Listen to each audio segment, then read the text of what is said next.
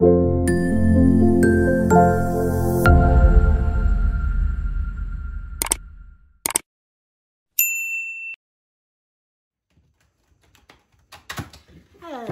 peeps, welcome back to the channel. I'm glad you could join me today. I am finding that this is really helpful because I think that many of the people who find themselves on this channel, watching this channel, are probably empaths and mystic healers like I am. We pretty much attract what we are, right? So just in case you're new here, I'm Cheryl, and I am doing readings on Monday, Wednesday, and Fridays for the collective specifically. My guess is as we keep going, we'll find out exactly what Spirit has in mind for us. I am on, you can find me on Instagram at How Mindful. You can find me on TikTok at Mindfully Spiritual Empath. And here I am on Mindfully Spiritual YouTube. So let's find out what Spirit wants us to know today.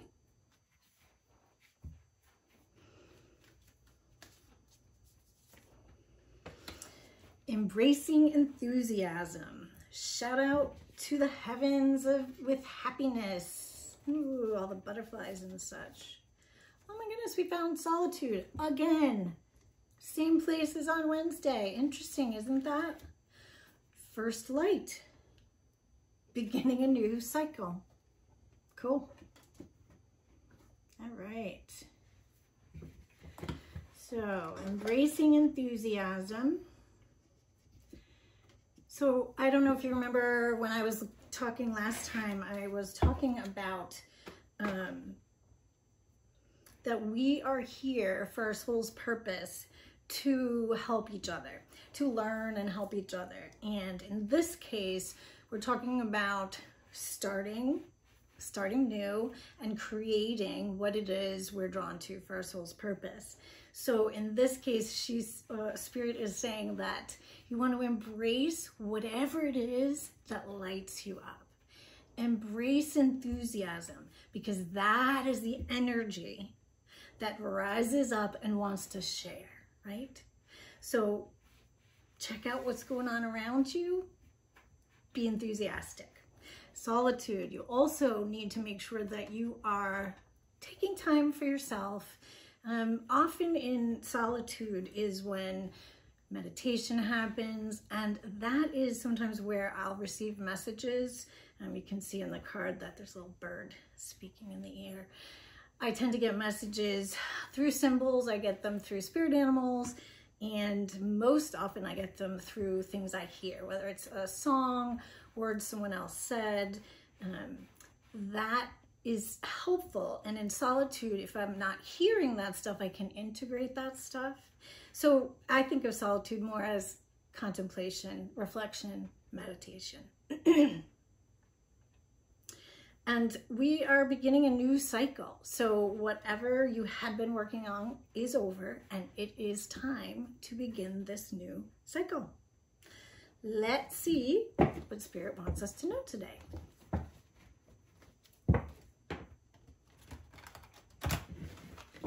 Okay.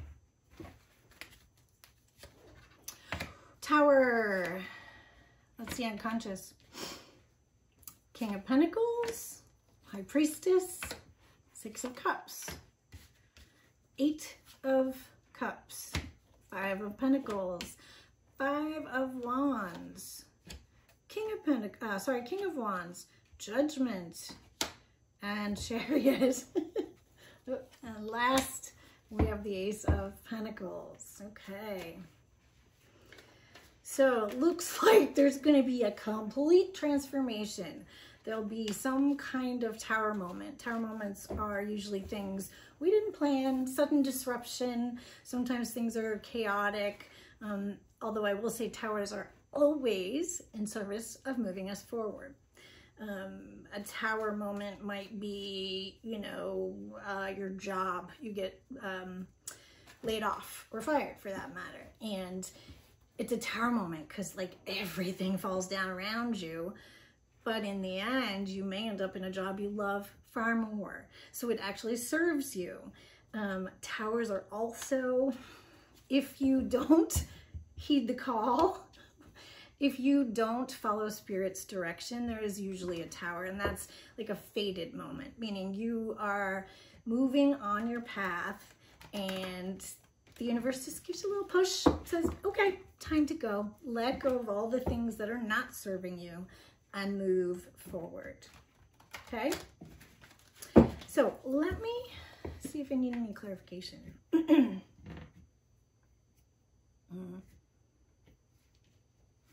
Okay.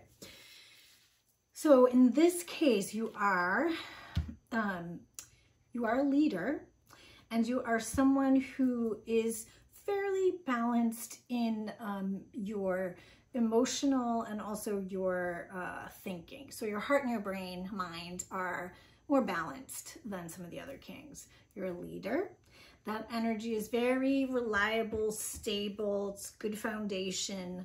The challenge is maybe you're not listening to your intuition, which I know is really confusing because, and we'll have time to talk about that another time, but intuition, we're not taught to listen to our intuition. And so often it is, we just ignore it, we don't even hear it. And so you have a very strong intuition. We all have intuition, but if you're drawn to this reading, you have a very strong intuition, and it's important for you to follow that and to support it. You have quite a bit of healing within you, both to do, and you will offer others as well. In this case, it looks like we're talking about childhood trauma, childhood losses.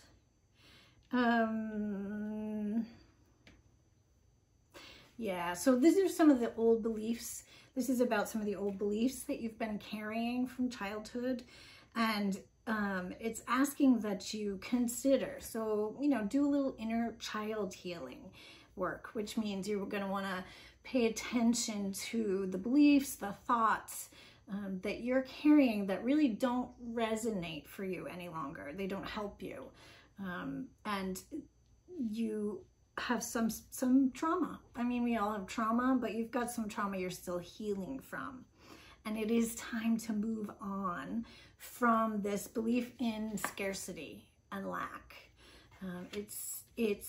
Where I was raised in that belief where there's this fear that there's never going to be enough. And often that leads to the belief that we have to compete to get what we want. And so that's really what's playing out, is that you need to move on from those beliefs of being poor, not having enough, not being enough for that matter. You have to do a little bit of either do some journaling, or you could do some meditation as well, or do some work with a coach or therapist. You want to take a look at those things, because you've also, it looks like you're still carrying some of that energy, and that you are looking at the creativity and the abundance and the energy around you, and believing that you have to beat someone else to get it. Like you have to be better than someone else. We really, every single one of us brings our own unique take on things. We're the same in the basic, but we're also unique. And with that, you have been carrying some energy that doesn't belong or serve you anymore. So you want to let that go. And this is saying that the environment around you, it is time. It's time to step up, to answer the call. And remember that you are a leader with a big vision.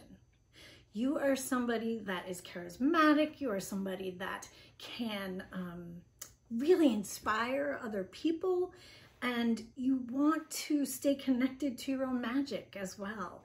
And therefore, this is how you're looking at the situation. If you can look at this Tower situation, right, as the King of Wands, you are somebody who is going to look at this, see the bigger picture, and be able to make choices from that place. The environment around you is that it is time for you to do this, and that you will want to connect with Spirit, and you'll get to celebrate because Spirit will be happy that you are moving forward in this. The action is that you are supposed to move forward. Actually, this says you want to move forward fairly quickly, and you want to, I have pulled the Chariot in the first three, so funny. And I really mix these up. I do a serious bunch of shuffling. So, as I've said before, with the Chariot, you want to harness your work ethic, your focus, and your will, and you want to move forward in a focused manner and begin, because that's what your outcome is. It is time to start. It is time to start that new creation, and this is tied to your abundance and your work, because we're looking at Pentacles, and and I believe that most of you that are called here are empaths and possibly mystic healers. So you are finding the way to heal those beliefs, and you are beginning again. Let me see. Yeah. And you want to begin again. There'll be a new opportunity, so keep an eye out, because you get started. And when you get started, you begin in a small way, but it is going to grow to a huge thing. And it's all about staying connected. Spirit, staying connected to Spirit and within yourself. So start. All right, we'll get to what blocks and obstacles we may have. Okay, Spirit, what blocks and obstacles do we need to consider as we make this first step? Wheel of Fortune, sorry, Page of Swords, and Justice. Okay. So the Wheel of Fortune, in this case, I believe, is that there'll be some divine timing. So even though this reading is encouraging you to get moving, you want to take baby steps. Because there is some divine timing involved, as well as fate. So with fate, right, we know that the choices we make have consequences. Sometimes good, sometimes not so good, but there are consequences for every choice. The Wheel of Fortune talks about knowing the law of karma. So you want to know that basically whatever you put out, whatever energy or choices you make, will come back to you as well. So you want to be careful that you are focused and working from a place of your own values, and not what someone else thinks.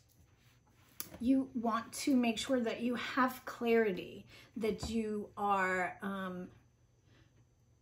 thinking and communicating clearly. You still have some to learn around that. So know that you are still learning some of that clarity. And Justice is also about karma. You know, what you give out comes in, and it's about that karmic balance, so to speak. So you're, you know, this said we're starting a new cycle. We've ended an old cycle. And because we've ended that old cycle, we can begin something new. And the Justice card is just, again, asking you to remember that what you focus on and what you value is where you want to carry that forward. That is what you offer. You offer your own learning and your own process within reminding yourself that every choice that you make is going to offer you something. Might be a step back, might be a step forward, but with justice, it's very grounded. You want to make sure that you are grounded, and really just make sure that you are working from your values. Don't feel like you have to do something a certain way because that's how someone else did it. That's not going to work for you. Worked for someone else. All right, actions and advice, please. The Moon, King of Wands, and King of Cups. Interesting. Can I have some clarification, please, on the Moon? Thank you. Fool. Okay. And I want one for King of Cups as well, please. King of Cups, please. Whoops. King of Cups. King of Cups. King of Cups. Thank you. Two of Pentacles. Okay.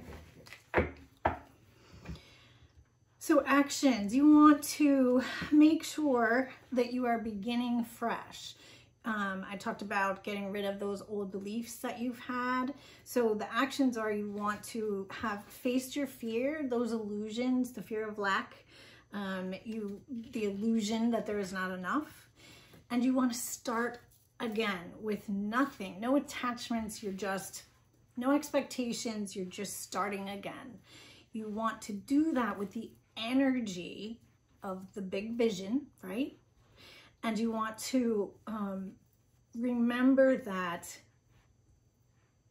you are an empowered being who can bring forth and co-create whatever you want. Whatever you want, because you are creative, you are intuitive, you have what you need to lead this big vision. The King of Cups is also a leader. The King of Cups tends to be somebody who is also compassionate and also includes emotion. So the wands are fire and action, and the cups are emotion. And Pentacles, this Two of Pentacles is about balancing and staying in the flow. So it's important for you to stay in the flow and balance your emotions and your thinking. And that it looks to me like this is part of a karmic cycle that you are resolving for your ancestry. Because Two of Pentacles tends to be a karmic balance for me. So it's asking you to start fresh, big energy, exciting and passionate, inspired, and also balance your intellect with it. Be wise. A good counselor advise. Say that, sorry. A good counselor.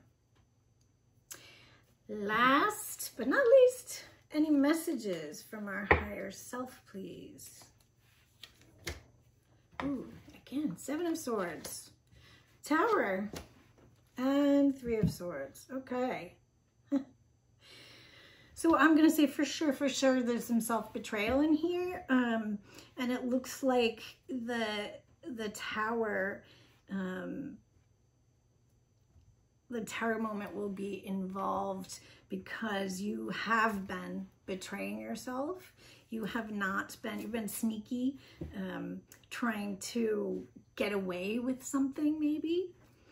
And therefore, there's going to be the Tower. Remember I said, when you're doing something, you're not getting to where Spirit, the universe wants you to go, give you a little push. So that Tower is due to whatever you are doing that you're not talking about, that's a little sneaky.